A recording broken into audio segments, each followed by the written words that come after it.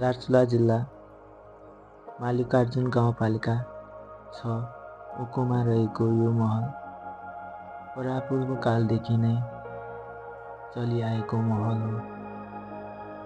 यो महल सायद 2283 राज्यमा निर्माण गरिएको भन्ने यताको मान्छेको भनाइ छ, तर यसको तथ्य सत्य कुरा अहिलेसम्म पत्ता लगाउन सकेको छैन। सायद यो नलगाउनुको कारण यहाँ धेरै खोजी नीति कार्यहरू भएको छैन। यहाँ विष्णु भगवानको पूजा गरिन्थ्यो कि भन्ने एउटा किम्वदन्ती छ, किनभने यहाँ विभिन्न ढुङ्गाको मूर्तिहरूमा विष्णु भगवानको आकृति कोरिएको छ। अनि विभिन्न ढुङ्गाको विभिन्न कलाकृतिमा सजाएको छ भने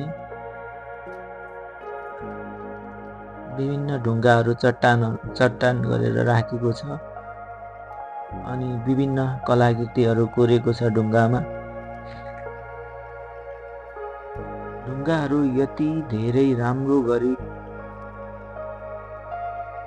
ढुङ्गाहरूमा चित्र कोरिएको छ भने जुन चाहिँ एकदमै रमणीय छ, एकदमै धेरै। तर के गर्नु, यहाँ गाउँपालिकाले वा जिल्लाले वा सरकारले यसलाई राम्रोसँग संरक्षण गरेर राख्न सकेको छैन। यति राम्रो ढुङ्गाहरूमा मूर्ति कोरेर राखेको छ भने अचम्मको कुरा छ। यस्तो राम्रो ढुङ्गाहरूमा कोदिएको छ भने सोच्नै नसकिने। अनि विभिन्न किसिमका कलाकृतिहरू प्राचीन सभ्यताहरूलाई कोरेर राखेको छ।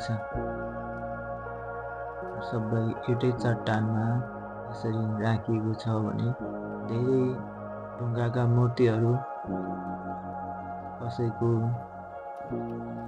टाउको भाँचिया छ, यस्तो बाघहरूको टाउको नै छैन यहाँ, हैन? अनि अरू धेरै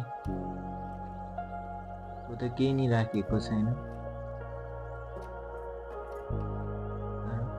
एकदमै राम्रो मूर्तिहरू रहेको छ यहाँ। ढुङ्गामा आकृतिहरू त्यत्तिकै सुन्दर छ।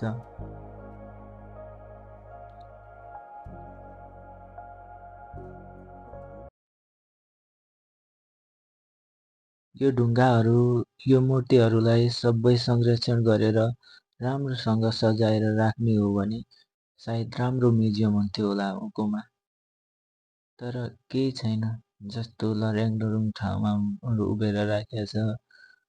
यहाँको मान्छेहरूले बजेट त हालेको छ, यता बारहरू लगाएको छ, तर त्यसमा केही नै छैन। त्यो ढुङ्गा राख्ने ठाउँहरू बनाएको छ तर राखेको छैन।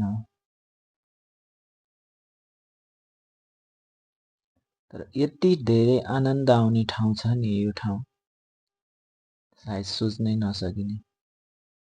ढुङ्गाहरूको मूर्तिहरू त्यति राम्रो छ। आनन्द, ढुङ्गाको मूर्ति हेऱ्यो भने यति आनन्द आउँछ। यति धेरै मूर्तिहरू छ। मेरो त मुटु नै चसक्क भयो, किनभने धेरै मूर्तिहरू, ढुङ्गाको मूर्तिहरू फुटेको थियो यहाँ। धेरै लथालिङ्ग अवस्थामा बसेको थियो।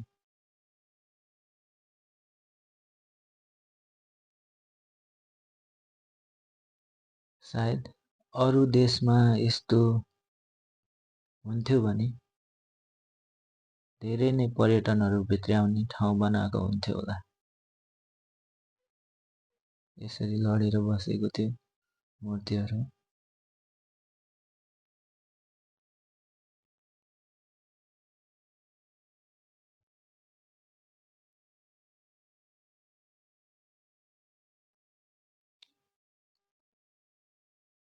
हामीले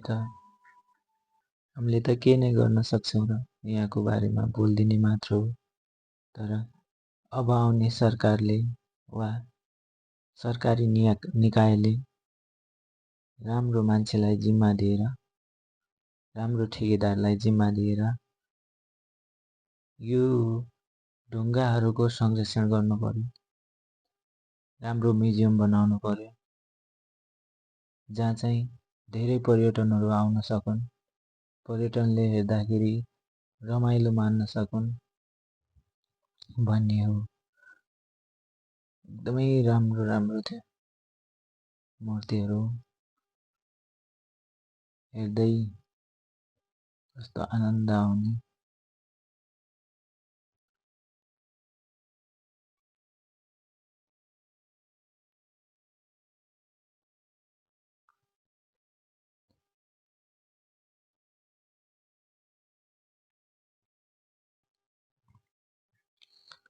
यता यस्तो यस्तो मूर्तिहरू,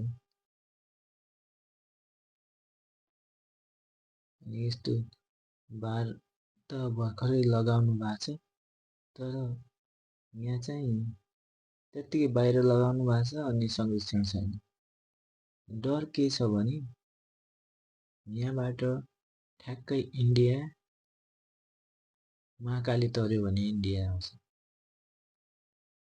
सायद इन्डियाले यस्तो चिजहरू देख्यो भने चोरी निकासी हुने धेरै खतरामा छ। त्यही भएर संरक्षण होस्।